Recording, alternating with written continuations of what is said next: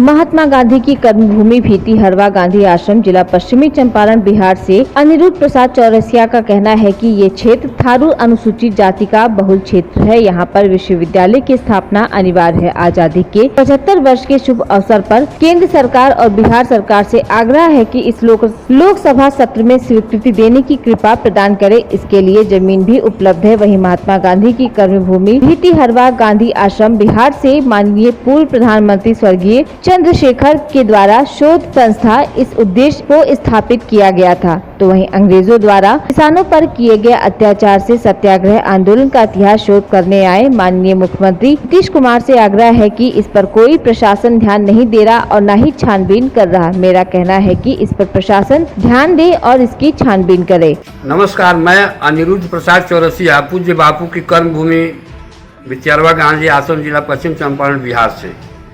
मेरा प्रार्थना है माननीय प्रधानमंत्री श्री नरेंद्र मोदी जी और माननीय मुख्यमंत्री श्री नीतीश कुमार जी से।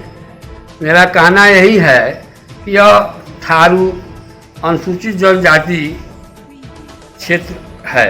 यहाँ पर विश्वविद्यालय की स्थापना आवश्यक है।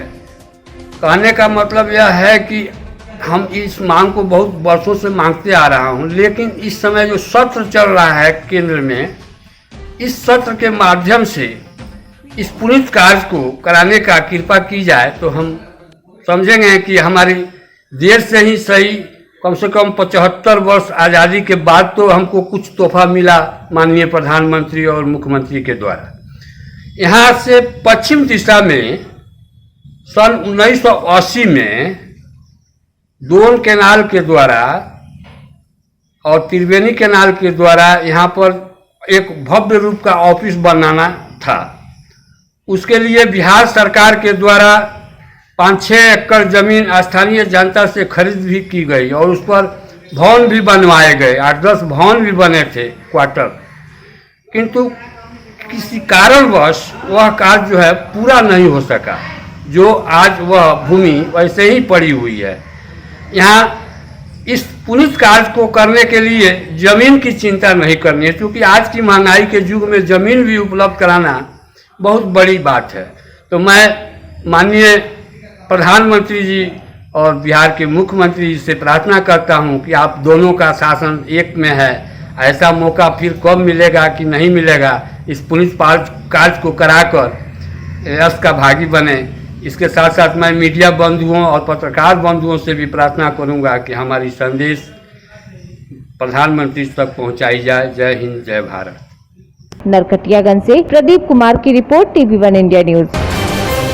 मोहिउद्दीन नगर थाना क्षेत्र के घट हाटोल गांव के समीप बरगद के पेड़ के निकट गंगा के ढाब में डूबने से बुधवार की सुबह एक किशोर की मौत हो गई, जिसकी पहचान बोचहा खरीनमा निवासी उमेश राय के पुत्र अखिलेश कुमार 12 वर्ष के रूप में की गई। जानकारी के अनुसार मृतक नाग पंचमी के अवसर पर अपनी दादी के साथ गंगा स्नान करने के लिए गया था। तो वहीं स्नान करने के दौरान वो गहरे पानी में चला गया, जहाँ वो डूबने लगा, जिस पर घाट पर मौजूद कई लोगों की नजर पड़ी। उन लोगों के द्वारा हल्ला करने पर जुटे लोग उसे बचाने के लिए नदी में उतरे, लेकिन किशोर को बचाया नहीं जा सका। ग्रामीणों के 2 घंटे तक अथक प्रयास के बाद शव को नदी से निकाला गया। मौत की खबर सुनते ही परिवार में कोहराम मच गया। वहीं दादी घाट पर निस्तब्ध हो गई। शव को देखने गांव के सैकड़ों लोग गंगा तट से लेकर मृतक के घर तक पहुंच गए। वहीं मौके पर पहुंची पुलिस ने किशोर के शव को कब्जे में लेकर पोस्टमार्टम के लिए सदर अस्पताल समस्तीपुर भेज दिया। इधर परिवार के लोगों का रो रो कर बुरा हाल है। मोहिउद्दीन नगर से सत्येंद्र प्रसाद सिंह की रिपोर्ट, TV1 इंडिया न्यूज।